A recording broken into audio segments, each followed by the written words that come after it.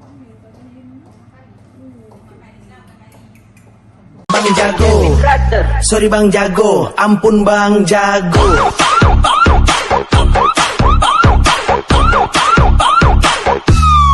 Ampun bang jago. Hai, Assalamualaikum semua. So hari ni saya akan terangkan easy equal. Tada. So sebenarnya apa dia easy equal ni? Okay, macam mana easy equal ni tercetus? Okay, sebenarnya easy equal ni terbina, dia digunakan untuk membantu pakcik-pakcik, peniaga-peniaga, yang pasar malam ke, peniaga-peniaga kecil ke, yang nak belajar akaun. Maknanya diorang ni tak ada asas perakaunan, tapi sebab usia diorang dah makin dewasa, so diorang baru nak belajar tentang asas perakaunan ni. Mereka perlu struggle kan. Bukan mudah untuk usia-usia yang sebegitu untuk belajar asas perakaunan ni. Jadi zaman-zaman Covid ni, kita nak buat sesuatu yang lebih mudah, yang lebih cepat. Sebab bayangkan kalau kita nak belajar asas perakaunan ni, sebenarnya kitaran dia sangat banyak. Bermula daripada dokumen sumber, lepas tu pergi kepada buku catatan pertama, ke ledger, ke journal, ke ledger, lepas tu ke imbangan duga, lepas tu pergi ke imbangan duga terselaras, baru pergi ke penyata pendapatan. Nampak tak ada 7 step tu? Jauh nak pergi Okey. Jadi sebenarnya easy equal ni kita ciptakan untuk memudahkan mereka tu untuk membuat keputusan dengan cepat. Nak menentukan akaun, ini akaun ni kena debit ke, kena kredit ke, yang ni nak kena masuk kunci kira-kira ke, ataupun nak kena buat penyata pendapatan ke. Sebab apa? Sebab bila diorang dah tahu dah kat mana debit dan kredit, diorang akan buat akaun tu dengan betul. Satu lagi, bila diorang tahu mana satu item tu yang nak pergi ke kunci kira-kira atau item yang nak pergi ke penyata pendapatan, diorang dah tahu dah kalau kat penyata pendapatan diorang tentu boleh kira untung atau rugi perniagaan tu dengan cepat. Sebab dekat penyata pendapatan tolak perbelanjaan je. So dapatlah dia punya untung kasar ataupun rugi kasar. Kalau dekat kunci kira banyaklah benda yang nak kena buat. Jadi sebenarnya untuk zaman-zaman Covid ni, kita nak bantu mereka untuk mendapatkan keputusan tu dengan cepat. Tak perlulah lagi hire accountant bertauliah ke apa-apa ke. Nak buat dekat rumah pun senang. Okey. Sekarang ni saya nak terangkan macam mana nak guna benda ni. Lupa pula cakap banyak, lupa nak terangkan. Okey, sebenarnya dia terdiri daripada satu papan ni. Papan yang comel ni, comel macam saya. Comel ni, comel macam saya. Comel ni, comel macam saya. Comel ni, dan juga ada 10 kad. Slot card, 10 slot card. 10 slot card ni mempunyai fungsi yang berbeza. Memang kita dah tentukan. Macam contoh, yang ni adalah penambahan liability. Tada! Nampak fokus kamera, nampak tak? Penambahan liability. Okey, kamera angguk, babi. Faham? Macam yang ni untuk penambahan equity. Okey. So yang ni untuk pengurangan equity. Opocot jatuh. Opocot jatuh. Opocot jatuh. Opocot jatuh. Okey, kita sambung. Jatuh pula papan dia. Okey, saya nak terangkan pasal slot card ni. Slot card ni ada 10 slot card yang berbeza. Okey, dia ada pertambahan aset, pengurangan aset, pertambahan belanja, pengurangan belanja, pertambahan liability, pengurangan liability, pertambahan equity, pengurangan equity, dan juga pertambahan hasil serta pengurangan hasil. Sebab apa benda tu? Sebab itu adalah kumpulan-kumpulan akaun yang biasa kita gunakan. So sebenarnya setiap slot card ni dia dah letakkan ruang-ruang yang berbeza. Macam ni. Ruang berbeza, nampak? Oh, aku pocek sekejap Nampak perbezaan dia kan? Nampak? So, setiap perbezaan tu nanti saya akan tunjukkan macam mana dia berfungsi. Okey, macam ni sebagai contoh.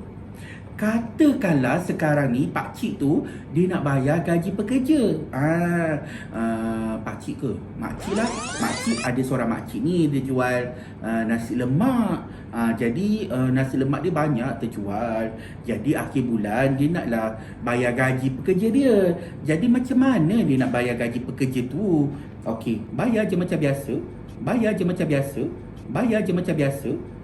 Cuma soalan saya macam mana dia nak rekodkan pembayaran gaji pekerja. Okey, macam ni. Bila kita sebut pasal gaji bekerja, yang penting yang bertambah apa? Pertambahan belanja lah, betul tak? Sebab kita pertambahan belanja gaji, betul? Kita nak bayar gaji pekerja ni. So yang bertambahnya adalah pertambahan belanja. So kita ambil slot kad pertambahan belanja ni, kita masukkan. Minta maaf saya kena berdiri sikit. So kita masukkan dekat sini. Tada! Nampak tak? Kamera boleh fokuskan kat sini tak? So kalau pertambahan belanja, apa yang ditunjukkan kat sini? Debit. Apa maksud dia ni? Maksudnya ialah akaun bagi belanja ni hendaklah didebitkan. Dan akaun belanja sewa tersebut, sewa pula dah, belanja gaji tersebut mesti direkodkan di penyata pendapatan. Nampak? Okey, kamera boleh fokus dengan jelas? Terima kasih. Kita dah selesai rekod satu akaun, tapi kita kena ingat kalau dalam persamaan perakaunan ni dia kena satu debit dan juga satu kredit. So akaun apa yang terlibat satu lagi? Macam mana kita nak tentukan? Jadi yang ni adalah pertambahan belanja. Jadi kita ni nak bayar gaji pekerja, kita nak bayar dengan apa? Kita nak bayar dengan tunai ke? Kita nak bayar dengan bank ke? Tak kisahlah. Tapi yang penting duit memang keluar. So dia akan jadi pengurangan aset. Sebab apa? Sebab tunai ataupun bank tu merupakan aset. Jadi berkuranglah aset tersebut. Kita ambillah slot bagi pengurangan aset. So kita masukkanlah dekat sini. Nampak sangat dia tak nak bekerja sama dengan saya. Sekejap tak nak masuk, macam ketat sikit Okey. Dah masuk. So kita slotkan aja. Bila kita slotkan ni, nampak pengurangan aset. So apa dia tulis kat sini? Kredit. Apa maksud dia? Maksudnya akaun tunai ataupun akaun bank tersebut mesti dikreditkan. Dan akaun tunai dan akaun bank tersebut mesti akan direkodkan di kunci kira-kira. So nampak tak perbezaan dia? Perbezaan kat sini, penambahan belanja, akaun belanja sewa, belanja gaji tersebut mesti didebitkan dan direkodkan di penyata pendapatan. Tapi yang ni, pengurangan aset, akaun tersebut mesti dikreditkan sama ada tunai ataupun bank yang kita bayar gaji tu. Dan akaun tersebut akan direkodkan di kunci kira-kira. Okey, sekarang nampak tak? Jelas tak? Jelas tak? Jelas lah kan? Takkan tak jelas lagi. Kejap nak duduk balik. Jadi itulah dia fungsi easy equal, mudah dan cepat. Sebenarnya tuan-tuan semua, easy equal ni mudah je. Cara nak buat dia, nak buat dekat rumah pun boleh. Sebab apa? Sebab dia digunakan, dia diperbuat daripada bahan-bahan yang terbuang. Contohnya, kejap ambil nafas jap. Okey. Sebab apa? Contoh macam ni. Nampak pula. Tak maaf macam ni. Papan ni sebenarnya diperbuat daripada, saya ambil daripada papan pelapik kek. Tada! Cantik kan papan kek tu? Jadi apa kata kita manfaatkan, jadilah papan base dia. Kan? Yang tepi-tepi ni semua daripada kotak kek je. Tak perlu ambil benda-benda lain pun. Sebab kotak kek tu memang dah ada tepi dia tu kan.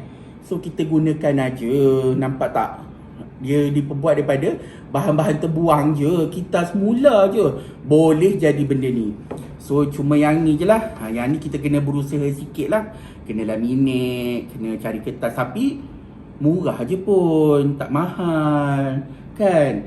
So inilah dia Easy Equal.